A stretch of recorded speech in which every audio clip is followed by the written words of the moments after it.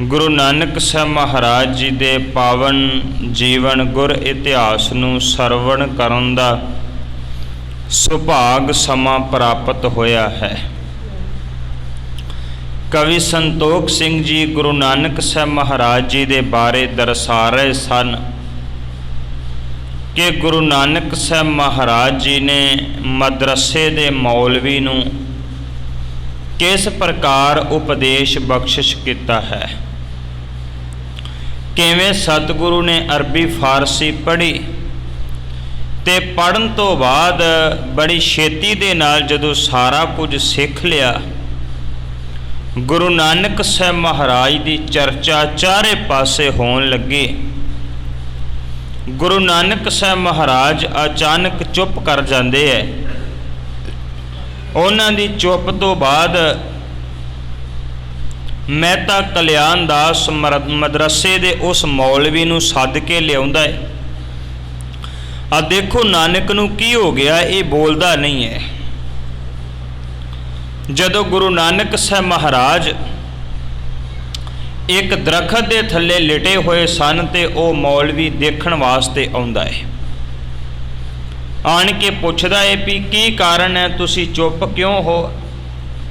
तुसी ते अपने इस निक्के जे मुखड़े दे नाल सारे लोगां नूं उपदेश दिया करदे सी।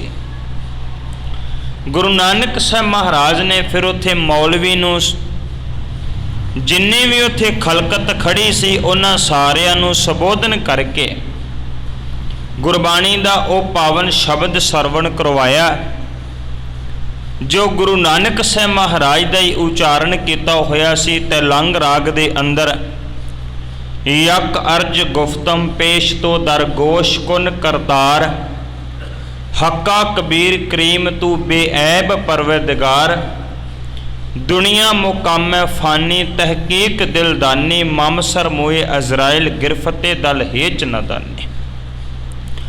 जदों ये सारे पावन शब्द के अर्थ कर करके गुरु नानक साहब महाराज ने उस मौलवी नूं दसिया भी किवें संसार नाशवंत है, किवें संसार दे आ जेड़े केवल ते केवल दुनियावी रिश्ते है, जन पिसर पदर बिरादरां कसनेस दस्तंगीर, ये केवल ते केवल मोह वासने केवल सुख दे वेले नेड़े आण के बैठते हैं।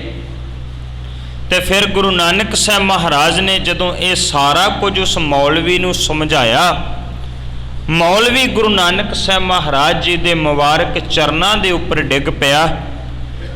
उस नूं ज्ञान की प्राप्ति हो गई ते ज्ञान की प्राप्ति तो बाद गुरु नानक साहब महाराज नूं जपदा जपदा परमात्मा नूं जपदा जपदा आखिर वो इस संसार नूं अलविदा कह के निरंकार दे घर जाके बराज गया। ये पावन इतिहास सानू कवि संतोख सिंह जी पिछले कुछ दिनों तो दर्शा रहे सन। अज दे पावन इतिहास राही गुरु नानक साहब महाराज जदों वड्डे हो जाते हैं तो फिर उन्हां दे गल विच जनेऊ पाया जाता है ते पाउण वास्ते जिहड़े पुजारी ते पंडित लोग आउंदे है। सतगुरु ने फिर उत्थे जो उपदेश दिता सी वो इतिहास अज सानू कवि संतोख सिंह जी दस रहे हैं।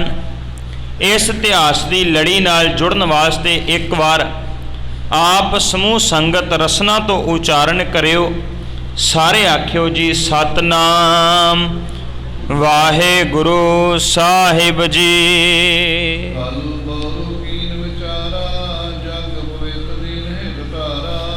कवि संतोख सिंह जी कहते ने भी एक दिन मेहता कल्याण दास जी ने अपने मन विच विचार की है। किहड़ी विचार की है कि छतरी पुत्र होने करके अपने पुत्र दे गल विच जनेऊ पाउणा चाहिदा है।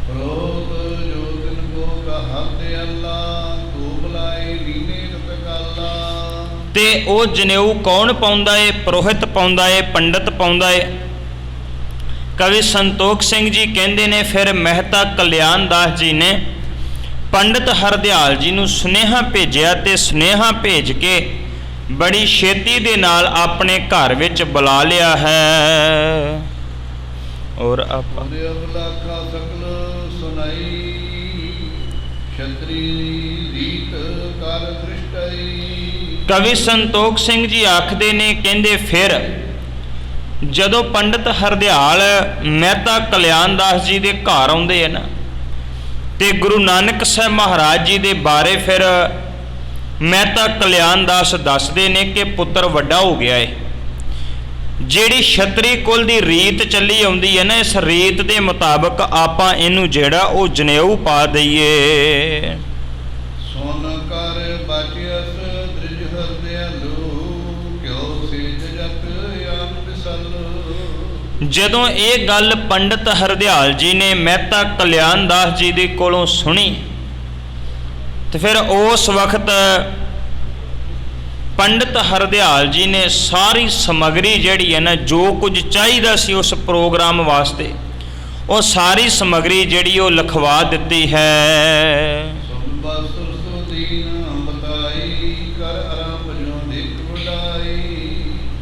ਕਹਿੰਦੇ ਜਿਹੜਾ ਚੰਗਾ ਦਿਨ ਸੀ ਨਾ, ਕਿਉਂਕਿ ਆਮ ਕਰਕੇ ਮਾੜੇ ਚੰਗੇ ਦਿਨਾਂ ਦੀ ਵਿਚਾਰ ਕੀਤੀ ਜਾਂਦੀ ਸੀ, ਕਿਹੜਾ ਦਿਨ ਸ਼ੁਭ ਹੋਵੇ।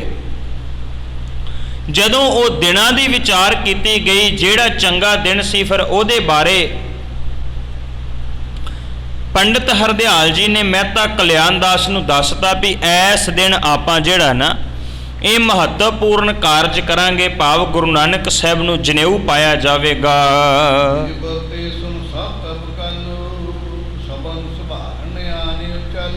ਜੋ ਕੁਝ ਪੰਡਤ ਹਰਦਿਆਲ ਨੇ ਲਿਖਵਾਇਆ ਸੀ, ਸਾਰੀ ਸਮੱਗਰੀ ਮਹਿਤਾ ਕਲਿਆਣਦਾਸ ਜੀ ਨੇ ਬੜੀ ਛੇਤੀ ਦੇ ਨਾਲ ਮੰਗਵਾ ਲਈ ਹੈ।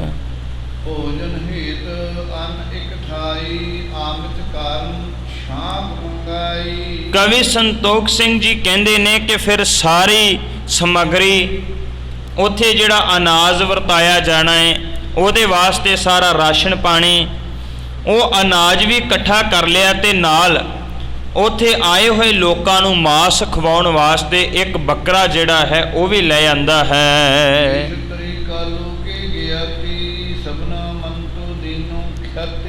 ਕਵੀ ਸੰਤੋਖ ਸਿੰਘ ਕਹਿੰਦੇ ਨੇ ਮਹਿਤਾ ਕਲਿਆਣਦਾਸ ਜੀ ਦੇ ਜਿੰਨੇ ਵੀ ਸਰਬੰਧੀ ਸਨ, ਰਿਸ਼ਤੇਦਾਰ ਸਨ, ਸ਼ਰੀਕੇ ਬਰਾਦਰੀ ਵਾਲੇ ਸਨ, ਉਹਨਾਂ ਸਾਰਿਆਂ ਨੂੰ ਖੁੱਲ੍ਹਾ ਸੱਦਾ ਭੇਜਿਆ ਗਿਆ ਵੀ ਆਓ ਅਸੀਂ ਆਪਣੇ ਪੁੱਤਰ ਦੇ ਗਲ ਵਿੱਚ ਜਨੇਊ ਪਾਉਣਾ ਹੈ, ਉਹ ਰਸਮ ਅਦਾ ਹੋਣੀ ਹੈ, ਤੇ ਤੁਸੀਂ ਸਾਰੇ ਸਾਡੇ ਘਰ ਵਿੱਚ ਆਉਣਾ ਹੈ।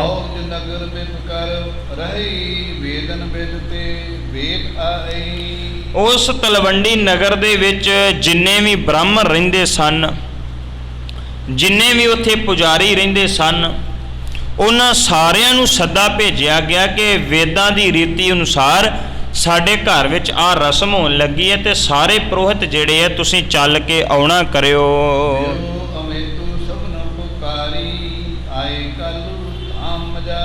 ਜਿੰਨਿਆਂ ਨੂੰ ਵੀ ਫਿਰ ਮਹਿਤਾ ਕਲਿਆਣਦਾਸ ਜੀ ਨੇ ਸੱਦਾ ਭੇਜਿਆ ਸੀ, ਚਾਹੇ ਉਹ ਪਰਿਵਾਰ ਦੇ ਲੋਕ ਸਨ, ਸ਼ਰੀਕੇ ਬਰਾਦਰੀ ਵਾਲੇ, ਰਿਸ਼ਤੇਦਾਰ, ਚਾਹੇ ਉਹ ਪੁਰੋਹਿਤ ਜਾਂ ਹੋਰ ਜਿਹੜੇ ਲੋਕ ਸਨ ਜਿਨ੍ਹਾਂ ਨੂੰ ਸੱਦਾ ਭੇਜਿਆ, ਹੁਣ ਉਹ ਸਾਰੇ ਚੱਲ ਕੇ ਮਹਿਤਾ ਕਲਿਆਣਦਾਸ ਜੀ ਦੇ ਘਰ ਆਏ ਹਨ।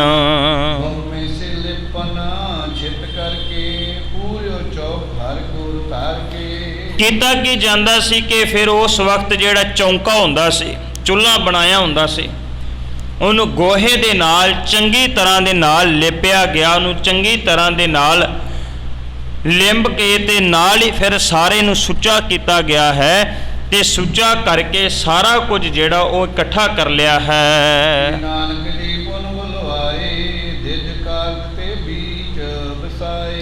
ਕਹਿੰਦੇ ਫਿਰ ਗੁਰੂ ਨਾਨਕ ਸਾਹਿਬ ਮਹਾਰਾਜ ਨੂੰ ਬੁਲਾਇਆ ਗਿਆ। ਜਦੋਂ ਸਾਰੇ ਰਿਸ਼ਤੇਦਾਰ ਸਕੇ ਸੰਬੰਧੀ ਇਕੱਠੇ ਹੋ ਗਏ, ਉਹ ਸਾਰੇ ਛਤਰੀ ਤੇ ਬ੍ਰਾਹਮਣ ਲੋਕਾਂ ਦੇ ਵਿਚਕਾਰ ਲਿਆ ਕੇ ਗੁਰੂ ਨਾਨਕ ਸਾਹਿਬ ਮਹਾਰਾਜ ਨੂੰ ਬਿਠਾ ਦਿੱਤਾ ਹੈ।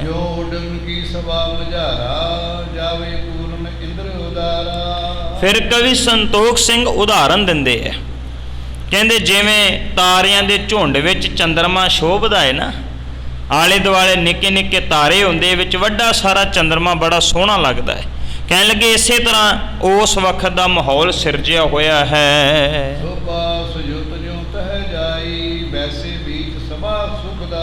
ਕਹਿੰਦੇ ਇਦਾਂ ਹੀ ਫਿਰ ਉਹ ਤਾਰਿਆਂ ਦੇ ਝੁੰਡ ਵਿੱਚ ਜਿਵੇਂ ਚੰਦਰਮਾ ਸ਼ੋਭਦਾ ਏ, ਇਦਾਂ ਹੀ ਉਹ ਸਾਰੇ ਛਤਰੀ ਤੇ ਬ੍ਰਾਹਮਣਾਂ ਦੇ ਇਕੱਠ ਵਿੱਚ ਗੁਰੂ ਨਾਨਕ ਸਾਹਿਬ ਮਹਾਰਾਜ ਸ਼ੋਭ ਰਹੇ ਸਨ। ਚੰਦਰਮਾ ਦੀ ਤਰ੍ਹਾਂ ਸੱਚਮੁੱਚ ਉਹਨਾਂ ਦਾ ਮੁਖ, ਉਹਨਾਂ ਦਾ ਜ਼ਹੋ ਜ਼ਲਾਲ ਉਹ ਜਿਹੜਾ ਝੱਲਿਆ ਨਹੀਂ ਸੀ ਜਾ ਰਿਹਾ। ਛਤਰੀ ਰੀਤ ਜੁਦੀ ਪੁਰਾਤਨ ਸੋ ਕੀਨੀ ਦਜਵਰ ਸਭ ਭਾਖਨ। ਜਿਵੇਂ ਪੁਰਾਤਨ ਸਮੇਂ ਤੋਂ ਰੀਤੀ ਚੱਲੀ ਆਉਂਦੀ ਸੀ ਕਿ ਛਤਰੀ ਦੇ ਗਲ ਵਿੱਚ ਬ੍ਰਾਹਮਣ ਜਿਹੜਾ ਉਹ ਆਣ ਕੇ ਜਨੇਊ ਪਾਉਂਦਾ ਸੀ, ਉਹ ਰੀਤ ਦੇ ਮੁਤਾਬਕ ਹੁਣ ਇਹ ਰਸਮ ਜਿਹੜੀ ਹੈ ਹੋਣ ਲੱਗੀ ਹੈ। ਚਾਰ ਸਿਖਾਉਣ ਲੱਗਾ ਪੁਨ ਪਾਉਣ ਜੰਜੂ ਅਨਰਕਾ। ਪਹਿਲਾਂ ਬ੍ਰਾਹਮਣ ਜਿਹੜਾ ਏ ਉਹ ਸਾਰੇ ਦਾ ਸਾਰਾ ਰੀਤੀ ਰਿਵਾਜ ਦੱਸਦਾ ਏ, ਸਾਰੇ ਨਿਯਮ ਸਮਝਾਉਂਦਾ ਏ, ਤੇ ਸਮਝਾਉਣ ਤੋਂ ਬਾਅਦ ਫਿਰ ਉਹ ਕਿਸੇ ਦੇ ਗਲ ਵਿੱਚ ਜਨੇਊ ਪਾਉਂਦਾ ਏ। ਇੱਦਾਂ ਹੀ ਗੁਰੂ ਨਾਨਕ ਸਾਹਿਬ ਮਹਾਰਾਜ ਦੇ ਸਨਮੁਖ ਸਾਰਾ ਰੀਤੀ ਰਿਵਾਜ ਜਿਹੜਾ ਉਹ ਪਹਿਲਾਂ ਸਮਝਾਇਆ ਗਿਆ। ਹੁਣ ਗੁਰੂ ਨਾਨਕ ਸਾਹਿਬ ਮਹਾਰਾਜ ਜੀ ਦੇ ਗਲ ਵਿੱਚ ਉਹ ਬ੍ਰਾਹਮਣ ਪੁਜਾਰੀ ਜਨੇਊ ਪਾਉਣ ਲੱਗਾ ਹੈ।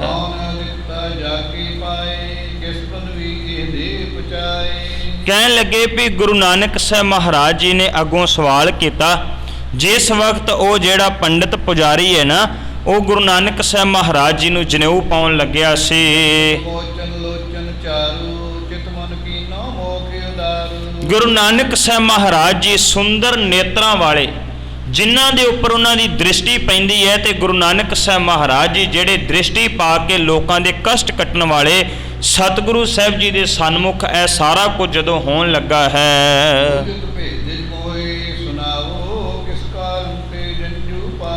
ਗੁਰੂ ਨਾਨਕ ਸਾਹਿਬ ਮਹਾਰਾਜ ਜੀ ਨੇ ਅੱਗੋਂ ਸਵਾਲ ਕਰਕੇ ਕਿਹਾ, ਕਹਿਣ ਲੱਗੇ, ਪੁਰੋਹਿਤ ਜੀ, ਆ ਜਿਹੜਾ ਜਨੇਊ ਤੁਸੀਂ ਮੈਨੂੰ ਪਾਉਣ ਲੱਗੇ ਹੋ, ਇਹ ਕਾਹਦੇ ਵਾਸਤੇ ਪਾਉਣ ਲੱਗੇ ਹੋ? ਵੇਦਾਂ ਦੀ ਰੀਤੀ ਚੱਲੀ ਆਉਂਦੀ ਹੈ ਕਿ ਜਿਸ ਵਕਤ ਵੀ ਘਰ ਦੇ ਵਿੱਚ ਬੱਚਾ ਜਿਹੜਾ ਵੱਡਾ ਹੋ ਜੇ ਨਾ, ਤੇ ਉਹਦੇ ਗਲ ਵਿੱਚ ਜਨੇਊ ਪਾਇਆ ਜਾਂਦਾ ਸੀ। ਹਰ ਧਰਮ ਦੀ ਆਪਣੀ ਆਪਣੀ ਇੱਕ ਰੀਤੀ ਹੁੰਦੀ ਹੈ। ਜਿਵੇਂ ਇਸਲਾਮ ਵਾਲੇ ਲੋਕ ਜਿਹੜੇ ਹੈ ਉਹ ਸੁੰਨਤ ਕਰਾਉਂਦੇ ਆ ਬੱਚੇ ਦੀ। ਬਾਬਾ ਕਬੀਰ ਸਾਹਿਬ ਨੇ ਉਹਦੇ ਤੇ ਵੀ ਤੰਜ ਕੱਸਿਆ, ਕਹਿਣ ਲੱਗੇ, ਸੁੰਨਤ ਕੀਏ ਤੁਰਕ ਜੇ ਹੋਏਗਾ, ਔਰਤ ਕਾ ਕਿਆ ਕਰੀਏ, ਅਰਧ ਸਰੀਰੀ ਨਾਰ ਨਾ ਛੋੜੇ, ਤਾਤੇ ਹਿੰਦੂ ਰਹੀਏ। ਇਵੇਂ ਜਿਹੜੇ ਈਸਾਈਅਤ ਵਾਲੇ ਲੋਕ ਹੈ ਉਹ ਬਪਤਿਸਮਾ ਦਿੰਦੇ ਹੈ, ਤਰੀਕਾ ਆਪਣਾ ਆਪਣਾ। ਸਿੱਖ ਇਜ਼ਮ ਦੇ ਵਿੱਚ ਸਤਿਗੁਰੂ ਸਾਹਿਬ ਜੀ ਨੇ ਖੰਡੇ ਬਾਟੇ ਦੀ ਪੌਲ ਤਿਆਰ ਕਰਕੇ ਤੇ ਇਹ ਗੱਲ ਦਰਸਾ ਦਿੱਤੀ ਵੀ ਜਿਹਨੇ ਸਿੱਖੀ 'ਚ ਪ੍ਰਵੇਸ਼ ਹੋਣਾ ਹੈ ਉਹ ਖੰਡੇ ਬਾਟੇ ਦਾ ਅੰਮ੍ਰਿਤ ਛਕੇ। ਇੱਦਾਂ ਹੀ ਵੇਦਾਂ ਤੇ ਸ਼ਾਸਤਰਾਂ ਦੀ ਰੀਤੀ ਦੇ ਮੁਤਾਬਕ ਸਨਾਤਨ ਮੱਤ ਦੇ ਵਿੱਚ ਜਨੇਊ ਪਾਇਆ ਜਾਂਦਾ ਸੀ। ਪਰ ਇਹ ਗੱਲ ਹੈ ਕਿ ਉਹ ਜਨੇਊ ਜਿਹੜਾ ਸਨਾਤਨ ਮੱਤ ਹੈ, ਹਿੰਦੂ ਮੱਤ ਹੈ, 4 ਹਿੱਸਿਆਂ ਵਿੱਚ ਵੰਡਿਆ ਹੋਣ ਕਰਕੇ ਸਾਰਿਆਂ ਦੇ ਲਈ ਨਿਯਮ ਜਿਹੜੇ ਆ ਉਹ ਵੱਖੋ ਵੱਖਰੇ, ਕਾਨੂੰਨ ਵੱਖੋ ਵੱਖਰੇ ਹੈ। ਜਾਂ 4 ਹਿੱਸਿਆਂ 'ਚ ਵੰਡਿਆ ਹੋਣ ਕਰਕੇ ਸਭ ਤੋਂ ਪਵਿੱਤਰ ਜਿਹੜਾ ਨਾ ਉਹ ਬ੍ਰਾਹਮਣ ਨੂੰ ਮੰਨਿਆ ਜਾਂਦਾ ਹੈ। ਦੂਸਰੇ ਨੰਬਰ ਤੇ ਛਤਰੀਏ ਨੂੰ ਮੰਨਿਆ ਜਾਂਦਾ ਹੈ। ਤੀਸਰੇ ਨੰਬਰ ਤੇ ਜਿਹੜਾ ਉਹ ਵੈਸ਼ ਹੈ, ਤੇ ਚੌਥੇ ਨੰਬਰ ਤੇ ਸ਼ੂਦਰ ਹੈ ਸਾਰੇ ਹਿੰਦੂ ਹੈ। ਹੁਣ ਜਿਹੜਾ ਬ੍ਰਾਹਮਣ ਹੈ ਉਹਦੀ ਤੇ ਲੋਕ ਕਰਦੇ ਆ ਪੂਜਾ, ਕਹਿੰਦੇ ਵੀ ਇਹਦਾ ਹੱਕ ਹੈ ਇਹ ਵੇਦ ਸ਼ਾਸਤਰ ਗ੍ਰੰਥ ਪੜ੍ਹੇ, ਇਹ ਰੱਬ ਦਾ ਨਾਮ ਜਪੇ। ਤੇ ਜਿਹੜਾ ਦੂਸਰਾ ਹੈ ਛਤਰੀ ਹੈ, ਉਹਦਾ ਕੰਮ ਹੈ ਵੀ ਤੇਗ ਲੈ ਕੇ ਰਣ ਮੈਦਾਨ 'ਚ ਲੜੇ। ਜਿਹੜਾ ਤੀਸਰਾ ਵੈਸ਼ ਹੈ ਉਹਦਾ ਕੰਮ ਖੇਤੀ ਕਰੇ, ਕਿਰਤ ਕਰੇ, ਤੇ ਕਰਕੇ ਇਹ ਬ੍ਰਾਹਮਣ ਤੇ ਛਤਰੀ ਦੋਵਾਂ ਨੂੰ ਪਾਲਦਾ ਇਹੀ ਹੈ। ਜਿਹੜਾ ਚੌਥੇ ਨੰਬਰ ਤੇ ਗਰੀਬ ਰੱਖਿਆ ਗਿਆ ਉਹਨੂੰ ਕਹਿੰਦੇ ਸ਼ੂਦਰ, ਉਹਦੀ ਦਸ਼ਾ ਬੜੀ ਮਾੜੀ ਕੀਤੀ ਗਈ। ਜੇਕਰ ਬ੍ਰਾਹਮਣ ਕੋਈ ਮਾੜਾ ਕਰਮ ਵੀ ਕਰ ਦੇਵੇ, ਕਿਸੇ ਦੇ ਉੱਪਰ ਜ਼ੁਲਮ ਵੀ ਕਰ ਦੇਵੇ, ਕੋਈ ਕ੍ਰਾਈਮ ਕਰ ਦੇਵੇ, ਤੇ ਉਹਨੂੰ ਕੋਈ ਸਜ਼ਾ ਨਹੀਂ ਹੁੰਦੀ। ਕਿਉਂ ਨਹੀਂ ਹੋਈ? ਕਹਿੰਦੇ ਵੀ ਬ੍ਰਾਹਮਣ ਨੂੰ ਲੋੜ ਹੋਏਗੀ ਤਾਂ ਕਰਕੇ ਉਹ ਚੀਜ਼ ਚੁੱਕ ਕੇ ਲੈ ਗਿਆ, ਤਾਂ ਉਹ ਕ੍ਰਾਈਮ ਕਰ ਗਿਆ। ਬਲਕਿ ਇਹਦਾ ਦੋਸ਼ੀ ਵੀ ਰਾਜਾ ਹੈ। ਰਾਜਾ ਜਿਹੜਾ ਹੈ ਆਪਣੇ ਰਾਜ ਵਿੱਚ ਰਹਿਣ ਵਾਲੇ ਬ੍ਰਾਹਮਣ ਨੂੰ, ਪੁਰੋਹਿਤ ਨੂੰ ਉਹ ਚੀਜ਼ ਨਹੀਂ ਦੇ ਸਕਿਆ, ਮਜਬੂਰ ਹੋ ਕੇ ਬ੍ਰਾਹਮਣ ਨੂੰ ਉਹ ਕੰਮ ਕਰਨਾ ਪਿਆ। ਉਹਦੇ ਤੇ ਕੋਈ ਕੇਸ ਨਹੀਂ ਹੈ, ਉਹਦੀ ਕੋਈ ਸਜ਼ਾ ਨਹੀਂ ਹੈ, ਉਹ ਕੁਝ ਵੀ ਕਰ ਸਕਦਾ ਹੈ। ਛਤਰੀਏ ਜਿਹੜਾ ਉਹਦਾ ਲੈ ਕੰਮ ਹੈ ਤੇਗ ਲੈ ਕੇ ਲੜੇ, ਪਰ ਕੇਵਲ ਤੇ ਕੇਵਲ ਉਪਦੇਸ਼ ਦੇਣਾ, ਕਿਸੇ ਨੂੰ ਸਿਖਾਉਣਾ, ਇਹ ਕੰਮ ਕੇਵਲ ਬ੍ਰਾਹਮਣ ਦਾ ਹੈ, ਦੂਸਰੇ ਦਾ ਕੋਈ ਕੰਮ ਨਹੀਂ। ਹੁਣ ਇਹਨਾਂ ਸਾਰਿਆਂ ਦੇ ਗਲ 'ਚ ਜਨੇਊ ਪਾਇਆ ਜਾਂਦਾ ਏ, ਪਰ ਇਹਨਾਂ ਚੌਹਾਂ ਦੇ ਵਾਸਤੇ ਨਿਯਮ ਜਿਹੜੇ ਬਣਾਏ ਆ ਉਹ ਵੱਖਰੇ ਵੱਖਰੇ ਹੈ। ਬ੍ਰਾਹਮਣ ਦੇ ਗਲ ਵਿੱਚ ਜਨੇਊ ਜਿਹੜਾ 9 ਸਾਲ ਦੀ ਉਮਰ 'ਚ ਪਾਇਆ ਜਾਂਦਾ ਹੈ। ਕਹਿੰਦੇ ਵੀ ਇਹ ਜੰਮਦਾ ਹੀ ਗਿਆਨਵਾਨ ਹੈ, ਇਹ ਜੰਮਦਾ ਹੀ ਸਾਰਾ ਕੁਝ ਪ੍ਰਾਪਤ ਕਰੀ ਬੈਠਾ ਹੈ, ਇਸ ਕਰਕੇ ਇਹਨੂੰ ਵੱਡੇ ਹੋਣ ਦੀ ਕੋਈ ਬਹੁਤੀ ਲੋੜ ਨਹੀਂ। 9 ਸਾਲ ਦੀ ਉਮਰ ਵਿੱਚ ਬ੍ਰਾਹਮਣ ਦੇ ਬੱਚੇ ਦੇ ਗਲ 'ਚ ਜਨੇਊ ਪਾਇਆ ਜਾਂਦਾ ਹੈ। ਜਿਹੜਾ ਛਤਰੀ ਹੈ, ਛਤਰੀਏ ਦੇ ਬੱਚੇ ਦੇ ਗਲ ਵਿੱਚ ਜਨੇਊ ਜਿਹੜਾ ਉਹ 11 ਸਾਲ ਦੀ ਉਮਰ ਵਿੱਚ ਪਾਇਆ ਜਾਂਦਾ ਹੈ। ਕਹਿੰਦਾ ਵੀ ਇਹ ਥੋੜਾ ਜਿਹਾ ਵੱਡਾ ਹੋਵੇਗਾ, ਸਿਆਣਾ ਹੋਵੇਗਾ, ਫਿਰ ਪਾਵਾਂਗੇ। ਜਿਹੜਾ ਹੈ ਵੈਸ਼, ਵੈਸ਼ ਦੇ ਬੱਚੇ ਦੇ ਗਲ ਵਿੱਚ ਜਨੇਊ ਜਿਹੜਾ 13 ਸਾਲ ਦੀ ਉਮਰ ਵਿੱਚ ਪਾਇਆ ਜਾਂਦਾ ਹੈ। ਤੇ ਜਿਹੜਾ ਗਰੀਬ ਸ਼ੂਦਰ ਹੈ ਉਹਨੂੰ ਜਨੇਊ ਪਾਉਣ ਦਾ ਕੋਈ ਹੱਕ ਨਹੀਂ, ਉਹ ਪਾ ਹੀ ਨਹੀਂ ਸਕਦਾ। ਫਿਰ ਬ੍ਰਾਹਮਣ ਦੇ ਬੱਚੇ ਵਾਸਤੇ ਜਿਹੜੀ ਉਮਰ ਹੈ, ਜਿਹੜੀ ਰੁੱਤ ਹੈ, ਰੁੱਤ ਵੀ ਵੱਖੋ ਵੱਖਰੀ ਹੈ। ਜਿਹੜਾ ਬ੍ਰਾਹਮਣ ਦਾ ਬੱਚਾ ਹੈ ਉਹਦੇ ਗਲ ਦੇ ਵਿੱਚ ਜਨੇਊ ਜਿਹੜਾ ਪਾਇਆ ਜਾਂਦਾ, ਉਹ ਪਾਇਆ ਜਾਂਦਾ ਬਸੰਤ ਰੁੱਤ 'ਚ, ਸਭ ਤੋਂ ਵਧੀਆ ਰੁੱਤ ਜਿਹੜੀ ਹੈ। ਤੇ ਜਿਹੜੇ ਦੂਸਰੇ ਹੈ ਉਹਨਾਂ ਦੇ ਵਾਸਤੇ ਰੁੱਤ ਜਿਹੜੀ ਵੱਖਰੀ ਵੱਖਰੀ, ਕਿਸੇ ਵਾਸਤੇ ਸਰਦੀ ਤੇ ਕਿਸੇ ਵਾਸਤੇ ਗਰਮੀ, ਤੇ ਸ਼ੂਦਰ ਵਾਸਤੇ ਤਾਂ ਹੈ ਹੀ ਨਹੀਂ। ਫਿਰ ਜਦੋਂ ਬ੍ਰਾਹਮਣ ਜਿਹੜਾ ਹੈ ਉਹਦੇ ਗਲ ਵਿੱਚ ਜਨੇਊ ਪਾਇਆ ਜਾਂਦਾ ਕਪਾਹ ਦਾ, ਤੇ ਜਿਹੜੇ ਦੂਸਰੇ ਹੈ ਉਹਨਾਂ ਵਾਸਤੇ ਵੀ ਜਨੇਊ ਵੱਖਰਾ ਹੈ, ਕਿਸੇ ਵਾਸਤੇ ਛਣ ਦਾ, ਕਿਸੇ ਵਾਸਤੇ ਕਿਸੇ ਤਰੀਕੇ ਦਾ। ਸ਼ੂਦਰ ਵਾਸਤੇ ਤਾਂ ਹੈ ਹੀ ਨਹੀਂ।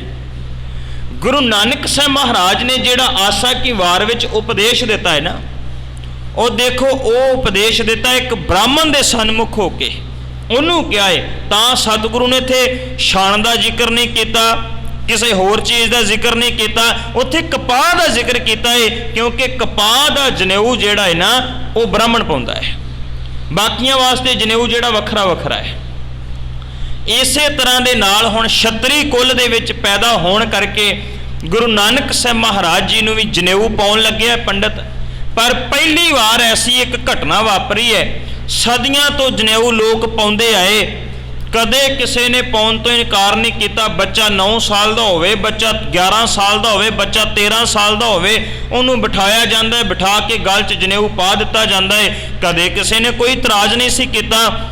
ਅੱਜ ਪਹਿਲੀ ਵਾਰ ਸਦੀਆਂ ਤੋਂ ਚੱਲੀ ਆਉਂਦੀ ਰੀਤੀ ਨੂੰ ਤੋੜਦਿਆਂ ਹੋਇਆਂ ਅੱਜ ਬਾਬਾ ਗੁਰੂ ਨਾਨਕ ਸਾਹਿਬ ਮਹਾਰਾਜ ਉਸ ਪੰਡਤ ਨੂੰ ਸਵਾਲ ਕਰਕੇ ਆਖਣ ਲੱਗੇ ਨੇ, ਕਹਿੰਦੇ ਵੀ ਪੰਡਤ ਜੀ ਇਹ ਜਨੇਊ ਕਿਉਂ ਪਾਉਣਾ ਹੈ, ਇਹਦਾ ਮੈਨੂੰ ਤੁਸੀਂ ਕੋਈ ਕਾਰਨ ਦੱਸਣਾ ਕਰੋ।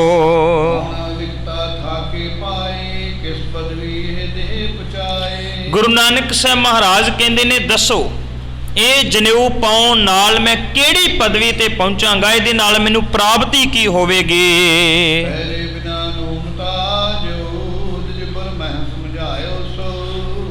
ਸਤਿਗੁਰੂ ਕਹਿੰਦੇ ਨੇ ਵੀ ਜੇ ਮੈਂ ਨਾ ਪਾਵਾਂ ਤੇ ਫਿਰ ਮੈਨੂੰ ਕਿਹੜਾ ਘਾਟਾ ਪੈ ਚੱਲਿਆ ਹੈ, ਇਹ ਵੀ ਦੱਸੋ। ਜੇ ਮੈਂ ਪਾਉਣਾ ਹਾਂ ਤੇ ਮੈਨੂੰ ਪ੍ਰਾਪਤ ਕੀ ਹੋਏਗਾ, ਜੇ ਮੈਂ ਨਹੀਂ ਪਾਉਂਦਾ ਤੇ ਮੈਨੂੰ ਕੀ ਘਾਟਾ ਪਵੇਗਾ।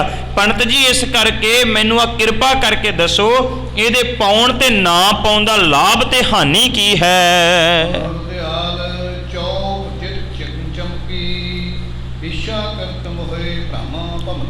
ਕਹਿਣ ਲੱਗੇ ਗੁਰੂ ਨਾਨਕ ਸਾਹਿਬ ਮਹਾਰਾਜ ਦਾ ਆ ਸਵਾਲ ਸੁਣ ਕੇ ਪੰਡਤ ਹਰਦਿਆਲ ਚੁੱਪ ਕਰ ਗਏ। ਪਰ ਉਹਦੇ ਮਨ ਵਿੱਚ ਪਹਿਲਾਂ ਵੀ ਇੱਛਾ ਸੀ ਵੀ ਗੁਰੂ ਨਾਨਕ ਸਾਹਿਬ ਮੈਨੂੰ ਕੋਈ ਉਪਦੇਸ਼ ਦੇਣ। ਕਹਿੰਦੇ ਉਹ ਇੱਛਾ ਜਿਹੜੀ ਹੈ ਹੋਰ ਵੱਧ ਗਈ ਹੈ ਉਹਦੇ ਮਨ ਵਿੱਚ।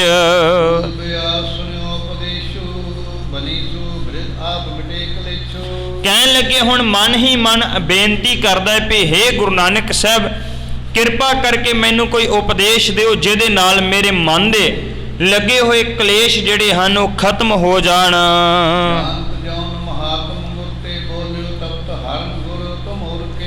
ਕਹਿਣ ਲੱਗੇ ਵੀ ਹੁਣ ਗੁਰੂ ਨਾਨਕ ਸਾਹਿਬ ਮਹਾਰਾਜ ਦੀ ਵਡਿਆਈ ਨੂੰ ਤੇ ਪੰਡਤ ਹਰਦਿਆਲ ਪਹਿਲਾਂ ਹੀ ਜਾਣਦਾ ਸੀ, ਪਰ ਹੁਣ ਮਨ ਵਿੱਚ ਸੋਚਦਾ ਵੀ ਅੱਜ ਸਤਿਗੁਰੂ ਦਾ ਉਪਦੇਸ਼ ਮਿਲੇਗਾ, ਮੇਰੇ ਅੰਦਰ ਦੀ ਗਿਆਨਤਾ ਦੂਰ ਹੋ ਜਾਵੇਗੀ।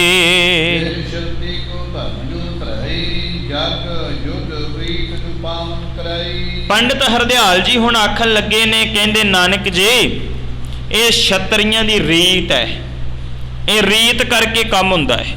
ਬਹੁਤਾ ਕੁਝ ਨਾ ਰੀਤੋ ਰਿਵਾਜ ਜਿਹੜਾ ਚੱਲਿਆ ਆਉਂਦਾ ਨੇ ਜੀ, ਸਦੀਆਂ ਤੋਂ ਚੱਲਿਆ ਆਇਆ, ਕਰਦੇ ਆਏ ਲੋਕ। ਸਮੇਂ ਦੇ ਨਾਲ ਬੜਾ ਕੁਝ ਬਦਲ ਗਿਆ। ਸਦੀਆਂ ਤੋਂ ਲੋਕ ਜਨੇਊ ਪਾਉਂਦੇ ਆਏ, ਗੁਰੂ ਨਾਨਕ ਸਾਹਿਬ ਕਹਿੰਦੇ ਮੈਂ ਨਹੀਂ ਪਾਉਣਾ।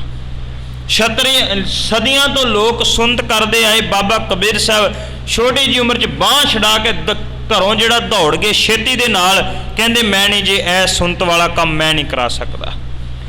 ਜਿਹੜੇ ਲੋਕ ਕੰਮ ਸਦੀਆਂ ਤੋਂ ਕਰਦੇ ਆਏ, ਉਸ ਪਰੰਪਰਾ ਨੂੰ ਗੁਰੂ ਨਾਨਕ ਸਾਹਿਬ ਦੇ ਘਰ ਨੇ ਤੋੜਿਆ। ਦੁਖਾਂਤ ਇਸ ਬਾਤ ਦਾ ਜੇ ਅੱਜ ਵੀ ਸਾਡੇ ਵਿੱਚ ਕੋਈ ਗਲਤ ਕੰਮ ਹੁੰਦਾ ਹੈ ਨਾ, ਤੇ ਆਪਾਂ ਮੰਨਣ ਵਾਸਤੇ ਤਿਆਰ ਨਹੀਂ ਹੁੰਦਾ ਜੀ, ਕਰਦੇ ਆਏ ਹੈ। ਗੁਰੂ ਨਾਨਕ ਸਾਹਿਬ ਮਹਾਰਾਜ ਨੂੰ ਵੀ ਪੰਡਤ ਹਰਦਿਆਲ ਇਹੋ ਹੀ ਜਵਾਬ ਦੇਣ ਲੱਗਿਆ ਹੈ। ਕਹਿੰਦਾ ਨਾਨਕ ਜੀ, ਛਤਰੀਆਂ ਦੀ ਰੀਤੀ ਹੈ, ਸਦੀਆਂ ਤੋਂ ਵੇਦਾਂ ਸ਼ਾਸਤਰਾਂ ਦੇ ਮੁਤਾਬਕ ਇੱਕ ਬ੍ਰਾਹਮਣ ਜਿਹੜਾ ਉਹ ਛਤਰੀ ਦੇ ਗਲ ਵਿੱਚ ਜਨੇਊ ਪਾਉਂਦਾ ਆਇਆ ਹੈ। ਜਾਵਦ ਰੀਤ ਨੇ ਅਸਿ ਅਨੁਸਾਰੀ, ਤਾਵਤ ਨਹਿ ਜੋ ਕੋ ਅਧਿਕਾਰੀ। ਕਹਿਣ ਲੱਗੇ ਵੀ ਫਿਰ ਇਹ ਰੀਤੀ ਦੇ ਮੁਤਾਬਕ ਇਦਾਂ ਹੀ ਹੋਵੇਗਾ, ਖੱਤਰੀਆਂ ਦੀ ਵਿਚਾਰਧਾਰਾ ਦੇ ਮੁਤਾਬਕ ਜਿਹੜਾ ਹੈ ਉਹ ਜਨੇਊ ਪਾਇਆ ਜਾਵੇਗਾ, ਨਹੀਂ ਤੇ ਇਹ ਰੀਤ ਜਿਹੜੀ ਹੈ ਉਹ ਟੁੱਟ ਜਾਵੇਗੀ।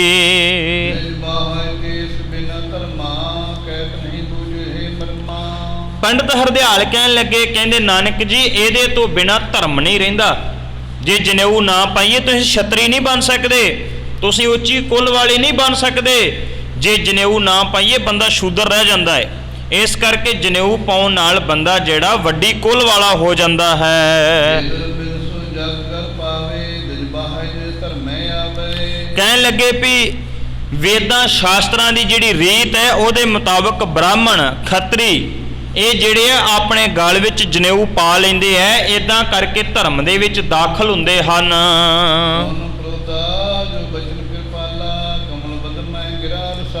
ਜਦੋਂ ਪੰਡਤ ਹਰਦਿਆਲ ਦੀ ਕਹੀ ਹੋਈ ਗੱਲ ਨੂੰ ਗੁਰੂ ਨਾਨਕ ਸਾਹਿਬ ਮਹਾਰਾਜ ਨੇ ਸੁਣਿਆ ਹੈ, ਤੇ ਗੁਰੂ ਨਾਨਕ ਸਾਹਿਬ ਮਹਾਰਾਜ ਅੱਗੋਂ ਫਿਰ ਜਵਾਬ ਦੇਣ ਲੱਗੇ ਹਨ।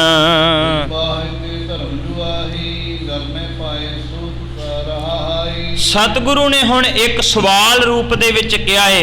ਕਹਿਣ ਲੱਗੇ ਪੰਡਤ ਜੀ, ਜੇ ਜਨੇਊ ਪਾਈਏ ਤਾਂ ਹੀ ਧਰਮ ਬਚਦਾ ਹੈ, ਜੇ ਜਨੇਊ ਪਾ ਲਈਏ ਤਾਂ ਹੀ ਧਰਮ ਬਚਦਾ ਹੈ, ਜੇ ਜਨੇਊ ਨਾ ਪਾਈਏ ਫਿਰ ਧਰਮ ਬਚਦਾ ਨਹੀਂ ਹੈ।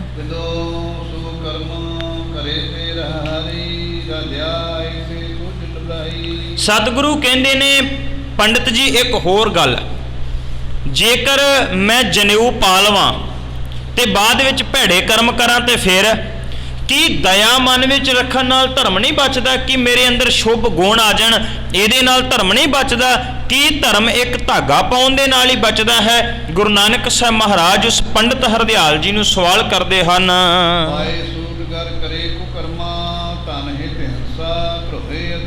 ਸਤਿਗੁਰੂ ਕਹਿੰਦੇ ਨੇ, ਕਹਿੰਦੇ ਬ੍ਰਾਹਮਣ ਜੀ ਆਹ ਦੇਖੋ ਗਲ ਵਿੱਚ ਪਾਇਆ ਹੋਵੇ ਜਨੇਊ ਤੇ ਬੰਦਾ ਕਰੇ ਪਾਪ, ਧਨ ਦੀ ਖਾਤਰ ਕਿਸੇ ਨੂੰ ਮਾਰੇ ਲੁੱਟੇ, ਤੇ ਫਿਰ ਇਹ ਜਨੇਊ ਪਾਉਣ ਦਾ ਕੀ ਲਾਭ ਹੋਵੇਗਾ?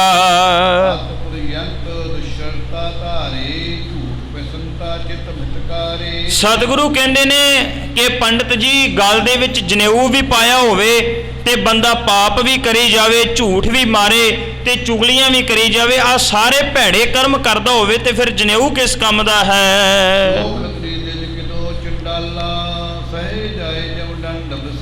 ਸਤਿਗੁਰੂ ਕਹਿੰਦੇ ਨੇ ਚਾਹੇ ਹੋਵੇ ਕੋਈ ਖੱਤਰੀ ਤੇ ਚਾਹੇ ਹੋਏ ਕੋਈ ਬ੍ਰਾਹਮਣ, ਜੇਕਰ ਉਹ ਲੋਕਾਂ ਦੇ ਉੱਪਰ ਜ਼ੁਲਮ ਕਰਦਾ ਏ, ਜੇ ਲੋਕਾਂ ਨੂੰ ਮਾਰਦਾ ਏ, ਜੇ ਲੋਕਾਂ ਦੇ ਨਾਲ ਬੇਇਨਸਾਫੀ ਕਰਦਾ ਏ, ਤੇ ਫਿਰ ਭਾਵੇਂ ਜਨੇਊ ਜਿਹੜਾ ਪਾਇਆ ਹੀ ਕਿਉਂ ਨਾ ਹੋਵੇ ਫਿਰ ਜਮਾਂ ਦੀ ਮਾਰਕ ਜ਼ਰੂਰ ਪੈਂਦੀ ਹੈ। ਸਤਿਗੁਰੂ ਕਹਿੰਦੇ ਨੇ ਜੇ ਜਨੇਊ ਪਾ ਕੇ ਵੀ ਭੈੜੇ ਕਰਮ ਕਰਕੇ ਬੰਦੇ ਨੂੰ ਨਰਕੀ ਮਿਲਣਾ ਹੈ, ਪਾਪ ਹੀ ਕੀਤੇ ਹੋਣ ਤੇ ਨਰਕੀ ਮਿਲਣਾ, ਫਿਰ ਜਨੇਊ ਪਾਉਣ ਦਾ ਕੀ ਲਾਭ ਹੈ?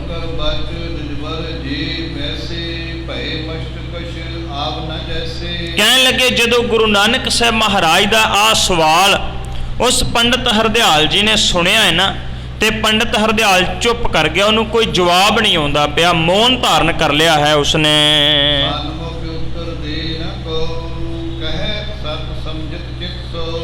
ਕਹਿਣ ਲੱਗੇ ਵੀ ਹੁਣ ਕੋਈ ਉੱਤਰ ਨਹੀਂ ਆਉਂਦਾ, ਪੰਡਤ ਹਰਦਿਆਲ ਚੁੱਪ।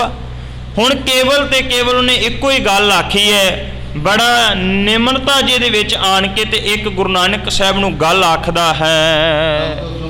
ਬਚ ਬਿਲਾਖਾ ਕ੍ਰੋਧ ਹਰਦਿਆਲ ਕਿਮ ਭਾਖਾ। ਕਹਿਣ ਲੱਗਿਆ ਵੀ ਮੈਨੂੰ ਤੁਹਾਡੇ ਮੁਖਾਰ ਬਿੰਦ ਤੋਂ ਉਪਦੇਸ਼ ਸੁਣਨ ਦੀ ਇੱਛਾ ਹੈ, ਕਿਰਪਾ ਕਰੋ ਮੈਨੂੰ ਤੁਸੀਂ ਆਪਣਾ ਉਪਦੇਸ਼ ਜਿਹੜਾ ਹੈ ਨਾ ਉਹ ਬਖਸ਼ਿਸ਼ ਕਰ ਦੇਣਾ ਕਰੋ। ਜਨੁਤੇ ਜਾਏ ਨਾ ਨਰਕਾ ਜਾਤੇ ਜਾਣੈ ਕਹੇ ਤੁਕ ਤਰਕਾ। ਕਹਿਣ ਲੱਗੇ ਵੀ ਤੁਸੀਂ ਮੈਨੂੰ ਦੱਸਣਾ ਕਰੋ ਵੀ ਫਿਰ ਕਿਹੜਾ ਜਨੇਊ ਪਾਈਏ ਜਿਹਦੇ ਨਾਲ ਬੰਦਾ ਜਿਹੜਾ ਉਹ ਨਰਕਾਂ ਦੇ ਵਿੱਚ ਨਾ ਜਾਣਾ ਕਰੇ। ਜੋ ਨਿਜ ਰਸਨਾ ਲਿਓ ਸੁਨਾਈ ਸੁਨੋ ਚੋ ਸਭ ਗੁਰੂ ਹਰਿ ਖਾਈ। ਕਹਿਣ ਲੱਗੇ ਵੀ ਪੰਡਿਤ ਹਰਦਿਆਲ ਆਖਦਾ, ਕਹਿੰਦਾ ਨਾਨਕ ਜੀ ਤੁਸੀਂ ਦੱਸੋ ਮੈਨੂੰ ਆਪਣੇ ਮੁਖਾਰ ਬਿੰਦ ਤੋਂ ਮੈਂ ਹੀ ਕਿਹੜਾ ਐਸਾ ਜਨੇਊ ਪਾਉਣਾ ਕਰੀਏ ਜਿਹਦੇ ਨਾਲ ਨਰਕਾਂ ਦੇ ਵਿੱਚੋਂ ਬਚ ਜਾਈਦਾ ਏ, ਜਿਹਦੇ ਨਾਲ ਮਨ ਜਿਹੜਾ ਪ੍ਰਸੰਨ ਚਿੱਤ ਹੋ ਜਾਂਦਾ ਹੈ। ਸਤਿਗੁਰੂ ਗੁਰੂ ਨਾਨਕ ਸਾਹਿਬ ਮਹਾਰਾਜ ਨੇ ਆਪਣੇ ਮੁਖਾਰ ਬਿੰਦ ਤੋਂ ਦੱਸਣਾ ਆਰੰਭ ਕੀਤਾ ਹੈ। ਸਤਿਗੁਰੂ ਕਹਿੰਦੇ ਨੇ ਆਹ ਵਾਲਾ ਜੇ ਜਨੇਊ ਤੁਸੀਂ ਆਪਣੇ ਮਨ ਦੇ ਅੰਦਰ ਧਾਰਨ ਕਰ ਲਵੋਗੇ, ਇਕੱਲੇ ਤਨ ਦੀ ਗੱਲ ਨਹੀਂ, ਜੇ ਮਨ ਵਿੱਚ ਆ ਜਨੇਊ ਧਾਰਨ ਕਰੋਗੇ ਤੇ ਫਿਰ ਨਰਕਾਂ ਤੋਂ ਬਚ ਜਾਈਦਾ ਹੈ। ਉਹ ਕਿਹੜਾ ਉਪਦੇਸ਼ ਗੁਰੂ ਨਾਨਕ ਸਾਹਿਬ ਮਹਾਰਾਜ ਨੇ ਜਿਹੜਾ ਦਿੱਤਾ ਹੈ ਉਹ ਆਪਾਂ ਆਸਾ ਜੀ ਕੀ ਵਾਰ ਵਿੱਚ ਰੋਜ਼ ਸਰਵਣ ਕਰਦੇ ਹਾਂ। ਕਵੀ ਸੰਤੋਖ ਸਿੰਘ ਸਾਨੂੰ ਦਰਸਾ ਰਹੇ ਹਨ। ਸ਼ਲੋਕ ਮਹਲਾ ਪਹਿਲਾ। ਦਇਆ ਕਪਹਾ ਸੰਤੋਖ ਸੂਤ ਜਗ ਗੰਢੀ ਸਤਵਟ। ਗੁਰੂ ਨਾਨਕ ਸਾਹਿਬ ਮਹਾਰਾਜ ਕਹਿੰਦੇ ਨੇ ਵੀ ਆਹ ਜਿਹੜੀ ਕਪਾਹ ਨੂੰ ਵੱਟ ਕੇ ਤੂੰ ਜਨੇਊ ਬਣਾਇਆ ਨਾ, ਇਹਦੀ ਬਜਾਏ ਤੂੰ ਆਪਣੇ ਮਨ ਵਿੱਚ ਦਇਆ ਧਾਰਨ ਕਰ, ਇਹਦੇ ਬਜਾਏ ਤੂੰ ਆਪਣੇ ਮਨ ਵਿੱਚ ਸੰਤੋਖ ਲੈ ਕੇ ਆ ਜੱਤ ਸੱਤ ਦੀਆਂ ਇਹਨੂੰ ਦੇ ਗੰਢਾਂ, ਐਵੇਂ ਕਰਕੇ ਆ ਜਿਹੜਾ ਜਨੇਊ ਹੈ ਇਹਨੂੰ ਤੂੰ ਬਣਾਉਣਾ ਕਰ।